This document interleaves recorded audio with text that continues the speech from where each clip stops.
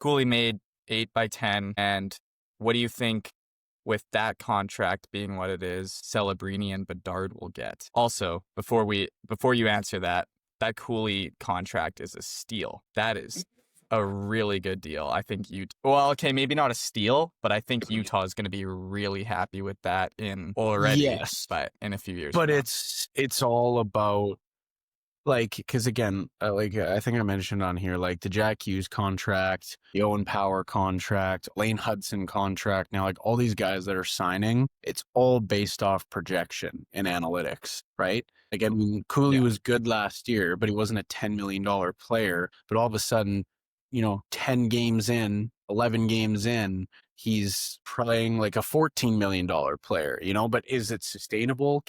Will he? Probably. But all these contracts now are based off future production and trying to get them at a good number before the cap goes up, which is smart. But if all of a sudden Cooley drops off the face of the earth and they're on the hook for $80 million, right? Which, I mean, could happen to anybody, but. Yeah. I just thinking we were talking about the Harley contract, and I like that one a lot more than the Harley contract. I think that's a lot more worth it for Utah. I would agree. Yeah. But yeah, I don't know. I just thought that was a really good question. What do you think Bédard and Celebrini get with a guy like Cooley getting an 8 by 10? Like, do you think Bédard signs a 12 by 8? I think a bit higher than Cooley. I think if anything, a touch higher. I mean, I understand the cap going up, but Rantanen signed a $12 million deal last year, whatever it was. Natchez just signed a $11.5 million deal, who I think is a fantastic player. Like, I can't see getting higher than Natchez. So, I mean, if they have 100-point seasons, then yeah, maybe. But I would say they'll probably fit in 10.5, like 8 by 8 by 11, maybe. I could be very wrong, but I just can't see them going to 12 when McDavid's at 12.5, Rantanen's at 12. I'm pretty sure McKinnon's 12.5, 12.6. Like, really, the only massive outlier in the league right now is Kaprizov. Which, I mean, again, good for him, get your bag, but like he's really the only outlier. I mean, Eichel's at 13.5, Marner's at 13 or something like that, which again are big numbers, but I just can't see Celebrini and Bédard signing for more than 12 million. Or really, I can't see him signing more than just so. I'd say like 8 by 11, 8 by 10.5. That's what I'd say. Wow. Okay. Because I thought, I mean, Cooley's obviously a really good young stud, but in terms of Bédard and Celebrini being around the same age, like it's a good comparison, but also Bédard and Celebrini are those franchise players. Those are the guys who they are hoping to take them to the future. That's what Utah thinks.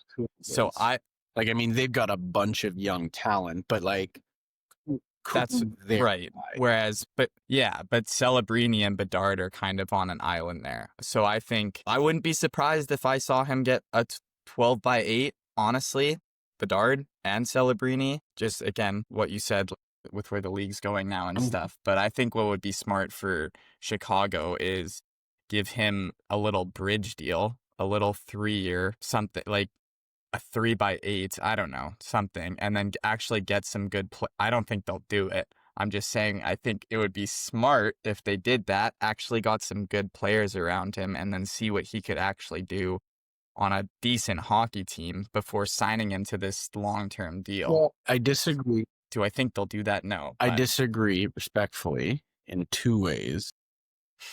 One is, I think that a big mistake which may contradict myself, but I'm not against it, but I think that the one mistake the GMs do is that if the analytics are there and the projections are there that this player will turn into a quote unquote superstar, you sign him to that long deal and you take the risk.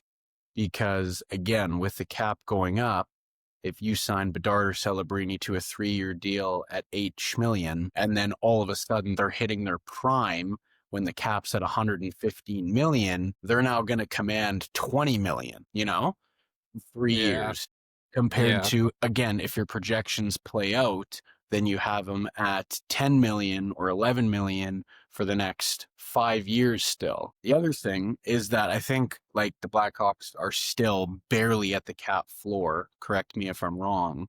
I think that by adding like, whatever it is, 11 million to Bédard, I think they're still going to have a bunch of space to go out and get players.